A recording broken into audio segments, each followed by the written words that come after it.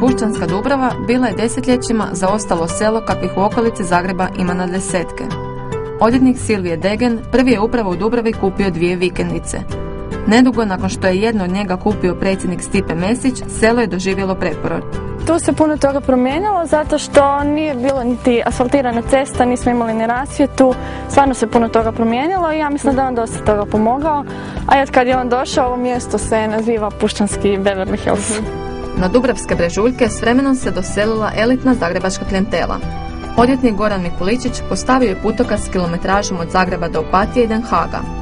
Vikendicu su kupili predsjednik uprave INA-e Tomislav Dragičević i njegova supruga. Najsusretljiviji među njima je predsjednik Mesić. Jer on nikada ovdje ne bude prošao sa kolima kad ide da ne bi pozdravio. Tu su i vikendice predsjednikovih savjetnika Bore Vučkovića i Izeta Aganovića, te političara Dragutina Palašeka. Predsjednikov dolazak unaprijedio je mljekarsku proizvodnju mještanke Ivanke Bisk. Njen je sir poskupio s početnih 10 na 15 kuna. Da su svi, mi smo počeli kupovati i kazali kad predsjednik uzima tebe sira, onda je sigurno dobar, pa onda su, jako puno sam mušterija više stekla. Svi stanovnici Pušćanske Dubrave slažu se da je Stipe Mesić zadržao sve navike običnog čovjeka. I on radi, recimo, u vrtu, dole, on i kosi i sve to.